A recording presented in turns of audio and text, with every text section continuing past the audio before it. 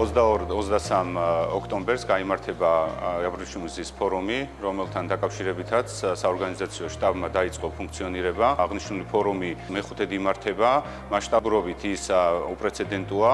ჩვენ ველოდებით როგორც რეგიონიდან, ასევე რეგიონის მიღმა სტუმრებს, როგორც პრემიერ-მინისტრების, ასევე ვიცე-პრემიერების, მინისტრების, კერძო სექტორის წარმომადგენლებს. აღნიშნული ფორუმი ხარისხობრივად ძალიან მაღალ დონეზე გადავიდა, თუ შევადარებთ წინა წლების ფორუმს, რაც ძალიან მნიშვნელოვანია.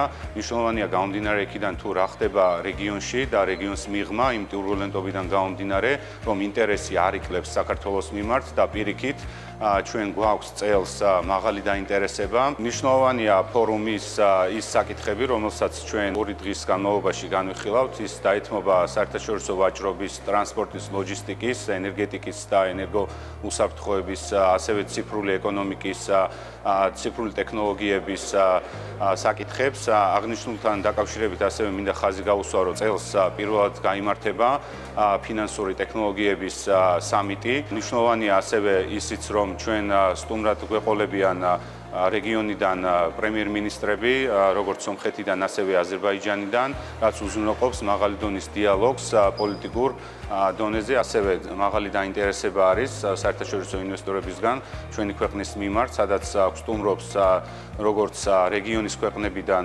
ინვესტორები, ასევე სპარსეთის ყურის ქვეყნებიდან. ჩვენ გვეყოლება ასევე MR-ის ჯგუფის და Eagle Hills-ის დამფუძნებელი ბატონი ალაბარი. ღონისძიება დაეთმობა ძირითადად იმ საკითხებს, რომელიც ხელშეუწყობს საქართველოს პოზიციონირებას შუადერეფანში.